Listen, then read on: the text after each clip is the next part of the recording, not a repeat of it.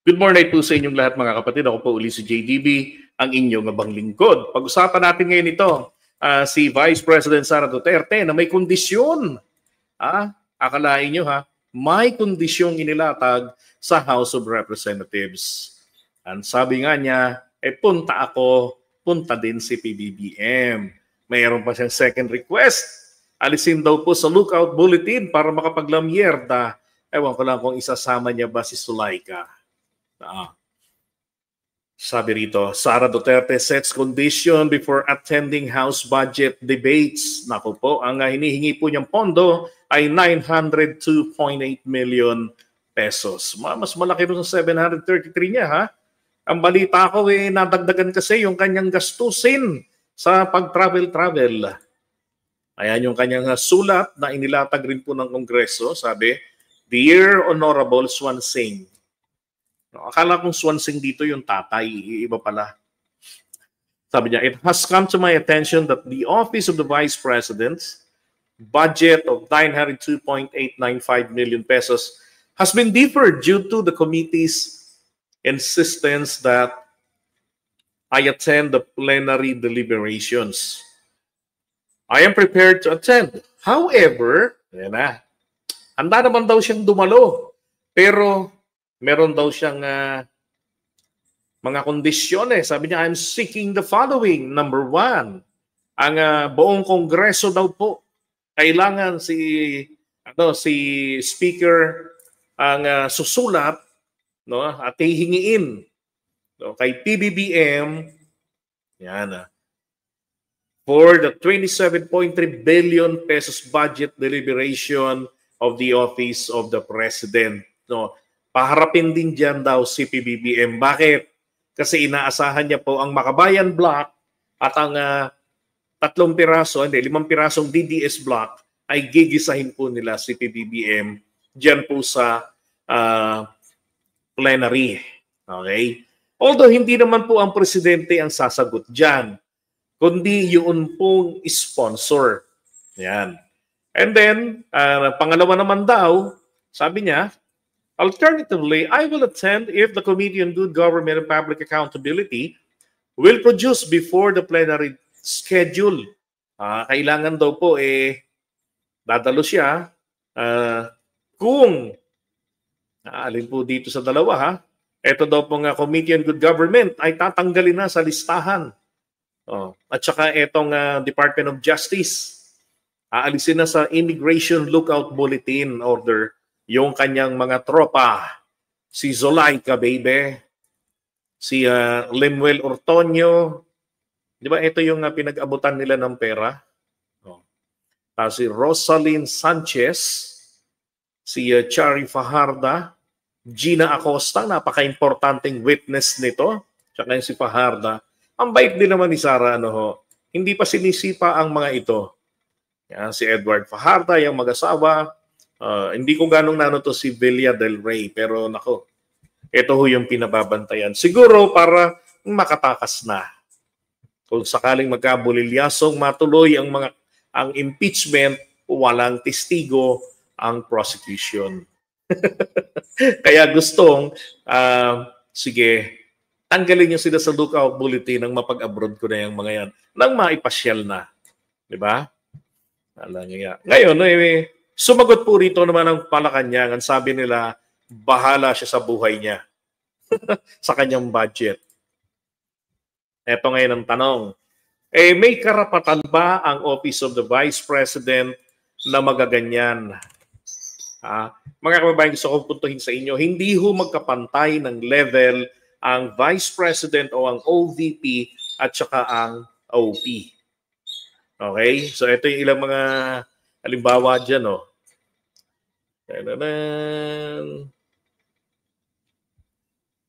Okay. Ayan. So ang presidente po, ang head of the state and head of the government, the true chief executive, ang vice president po ay tagadasal lamang na matepok na ang presidente. Magdadasal siya kapag siya po ay galit. Diba? Ganon, para siya po ang pumalit. First in line of succession. And then ang presidente po, ang merong control no, sa lahat ng executive departments, bureaus, and offices and agencies. Ang Vice President po ay wala. Maliban na lamang kung i-assign siya ng Pangulo. Kung hindi, pasahurin lamang ang spare tire. Ganun talaga ang spare tire. Kailangan ni laging handa ito na kung sakaling magdilang demonyo siya, masisiguro po na alam niyang patakbuhin ang bansa.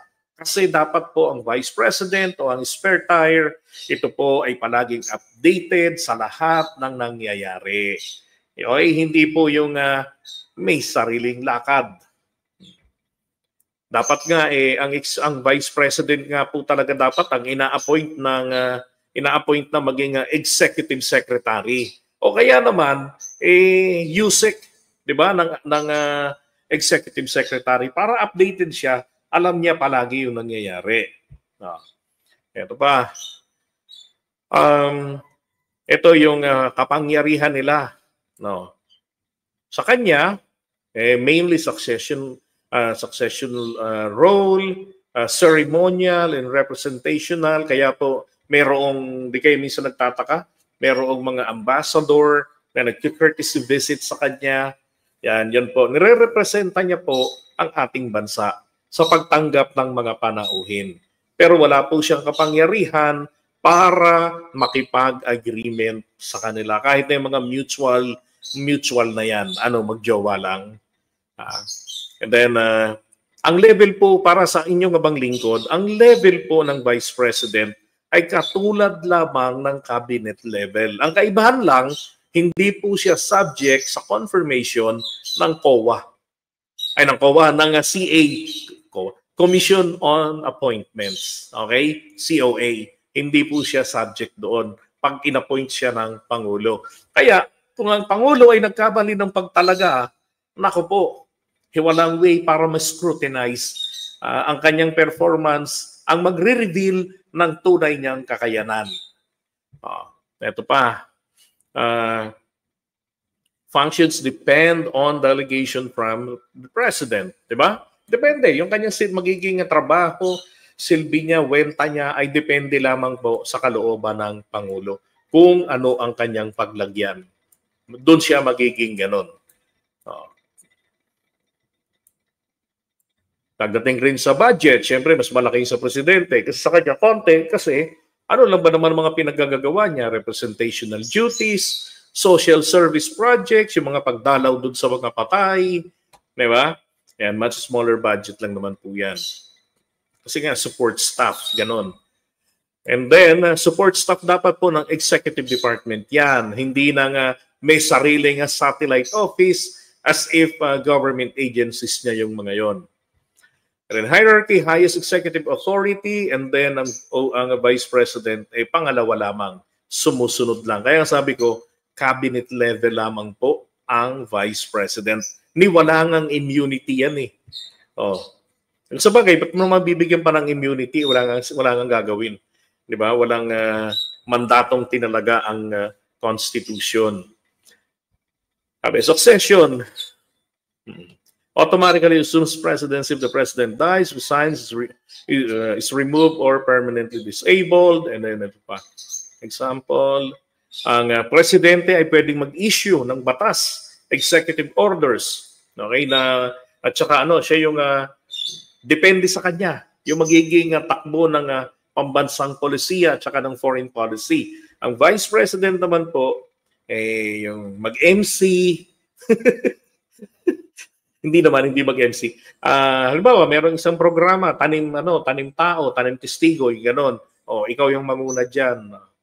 Sa programa na yan, di ba? Yung pangkabuhayan, siguraduhin mo yung mga nandun sa laloma, maglulunsad ka ng pangkabuhayan package para sa kanila. Pero hindi ka pwedeng maglabas ng sarili mong batas o ng executive order. Walang ganong kapangyarihang ibinigay ang Constitution sa Vice President. Feeling lang po ng ating Vice President na siya po ay ka-level. Yan kasi ang sinasabi ng mga vloggers. Ang Vice President, ito ay deserve niya rin ng ganong klase ng pagrespetong tinatanggap ng presidente. It's been a long tradition in the House of Representatives, sabi ni Marcoleta ron, di ba? Na kapag ang OVP at ang OP hindi na ini-scrutinize, hindi na tinatanong yan ng matagal pagdating sa kanilang budget. So, kaya ako, mas gusto ko, pagdating po dyan sa pondo, kung may tanong, di ba? Kahit presidente po, ipatawag. Wala hong masama dahil pera po ng taong bayan ng kanilang mga totoong amo na nagpapasahod sa kanila at nagbigay karangyaan sa kanilang pangalan at buhay, ay dapat pong dumalo sila. Diba? Magpaliwanag kung merong mga tanong.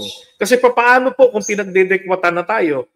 Dahil po sa lintik na tradisyon na yan, wala man lamang makabusisi, walang makausisa. Lugi ho tayo dyan. Diba? Now, ito pong ginagawang ito ni VP Sara. Ang nakikita ko rito, sinusubukan niya po yung House of Representatives ngayon kung ito ba ay nagdadalang takot na sa kanya. Lalo na nga po na wala na si Speaker Martin Romualdez, di ba? So tinitingnan niya diyan, pinakikiramdaman niya. Actually, dumalo na nga yan sa committee level ang bilis nga lamang na aprubahan yung kanyang request. Pero this time, naisip niya siguro, aba naman, walang kahirap-hirap. Ang pinaranas sa akin at ang proteksyon ng mga DDS congressmen. Kaya naisip niya ngayon na plenary naman ako hindi sisipot. Liligtas ko ang aking mga tropa. Kaya naman po nagagalit ngayon si Leila de Lima. At least respect the Constitution of the Republic of the Philippines. The whole budget process is something that is being directed and recognized by the Constitution itself. So disrespecting the budgetary process of this body is a clear case of disrespect of our Constitution.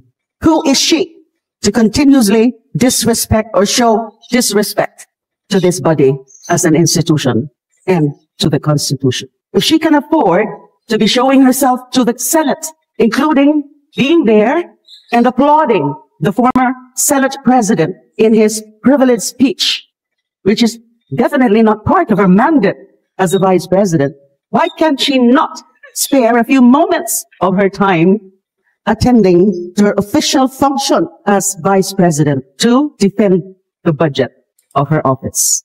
Enough is enough. Enough of her brattiness. So I rise today to manifest my extreme. Yan yung mga part ng trabaho ni Sara, mag-represent. Kaya wag na po kayong magselos kung gusto niyang maging si Paul Torrera. Diba? Kaya nga pati si Apo Lakay nananahimik, dinaan sa kanyang pabiro na huhukayin niya at itatapon sa WPS. Masyado lamang pong tumatak sa kanya ang kanyang trip na maging si Paul Torrera. Displeasure about the behavior of our Vice President.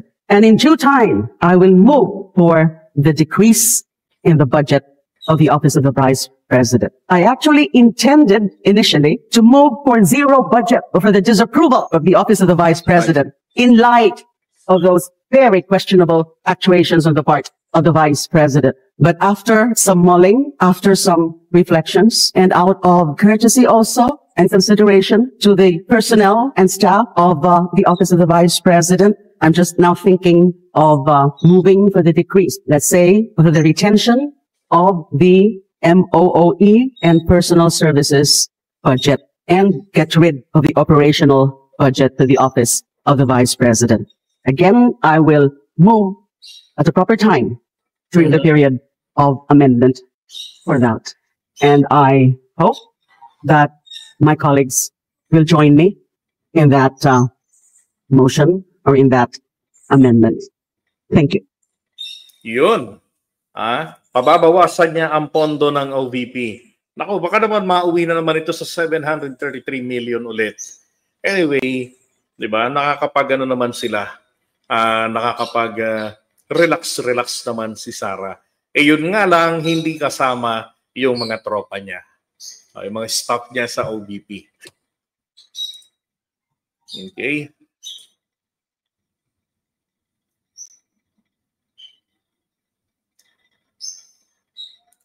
Hindi kaya ng utak ni Sarang intindihin ang pagkakaiba ng level ng trabaho ng President at Vice President. Nasanay kasi na palagi siyang superior sa kanang buhay niya sa Davao. Mahilig manakot lang. O nga eh. At least siya, no? Hindi, okay na rin. Si Sara kasi hindi naman pumapatay. Nambubugbog lang. Tapos makakonsensya siya. Nakonsensya siya rin sa ginulpi niya eh. Yung sheriff. 2 years na hindi raw siya talagang mapakali doon sa pagkakonsensya niya sa panununtok niya. Pero yung tatay niya, proud pa. May bata pa nga silang pinatay. Ayos din talaga eh, no? Ay, nako.